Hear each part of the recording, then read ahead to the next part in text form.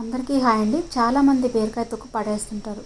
కానీ బీరకాయ తొక్కు పచ్చడి చేసుకుంటే చాలా టేస్ట్గా ఉంటుంది. చాలా సింపుల్గా ప్రిపేర్ చేసుకోవచ్చు. వేడన్నంలోకి బీరకాయ తొక్కు పచ్చడి వేసుకొని నెయ్యి వేసుకొని తింటే చాలా బాగుంటుంది. బీరకాయ తొక్కు తీసిన తర్వాత మొదట్లో లాస్ట్లోది కొంచెం తీసేసి ఈ తొక్కుని ఒకసారి వాటర్లో వేసుకొని నీట్గా కడగాలి.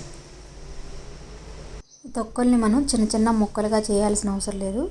ఇలా మనం ఉడికిస్తాం కాబట్టి మెత్తగా ఉడికిపోతుంది.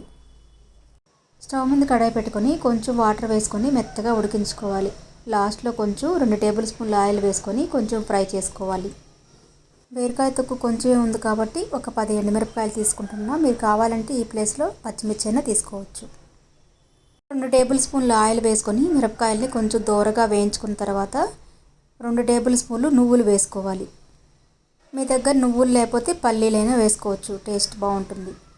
నువ్వులు ఒక 2 మినిట్స్ వేయించిన తర్వాత 1 స్పూన్ జీలకర్ర, 1/2 టీ స్పూన్ ఆవాలు, 1 రెమ్మ కరివేపాకు వేసుకొని వేగనివ్వాలి. మనం సిమ్లో పెట్టుకొని వేయించుకోవాలి. ఎప్పుడు కూడా సిమ్లో హైలో పెట్టేసామంటే త్వరగా మాడిపోతాయి, లోపల ఫ్రై అవ్వవు. కాబట్టి సిమ్లో పెట్టుకొని ఇలా నిదానంగా వేయించుకోవాలి.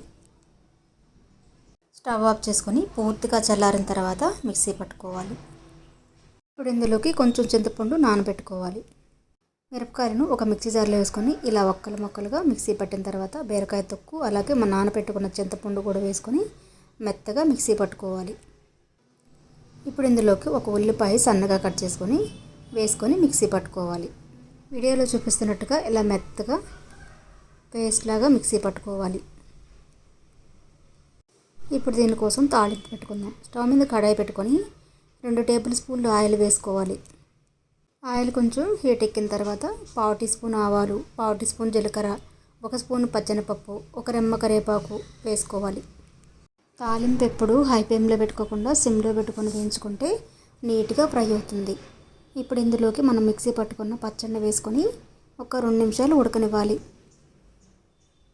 మనం వాటర్ యాడ్ చేయకుండా ఇలా ఉడికించుకున్నట్టయితే ఒక 3-4 డేస్ నిల్వ ఉంటుంది. అంతే, ఎంతో టేస్టీగా ఉండే నువ్వుల బీరకాయ తొక్కు పచ్చడి రెడీ. టేస్ట్ అయితే చాలా బాగుంటుంది, తప్పకుండా ట్రై చేయండి. బీరకాయ తొక్కు పచ్చడి ఒక్కసారి ఇలా చేసుకొని చూడండి, ఇంకా బీరకాయ తొక్కుని ఎప్పటికీ పడేయరు. బీరకాయ తొక్కు పచ్చడి కొంచెం రసం పెట్టుకుంటే సరిపోతుంది, మనకు కర్రీ కూడా అవసరం లేదు. వేడివేడి అన్నంలో బీరకాయ తొక్కు పచ్చడి వేసుకొని కొంచెం నెయ్యి వేసుకొని తింటే చాలా బాగుంటుంది. నెయ్యి అంటే ఇష్టం లేని వాళ్ళు పల్లీల ఆయిల్ ఉంటుంది కదా, ఆయిల్ కానీ నువ్వుల నూనె కానీ వేసుకొని తిన్నా కూడా చాలా బాగుంటుంది. తప్పకుండా ట్రై చేయండి. ఈ వీడియో కనుక నచ్చినట్టయితే లైక్ చేయండి, షేర్ చేయండి. ప్లీజ్ సబ్స్క్రైబ్ చేసుకోవడం మర్చిపోవద్దు.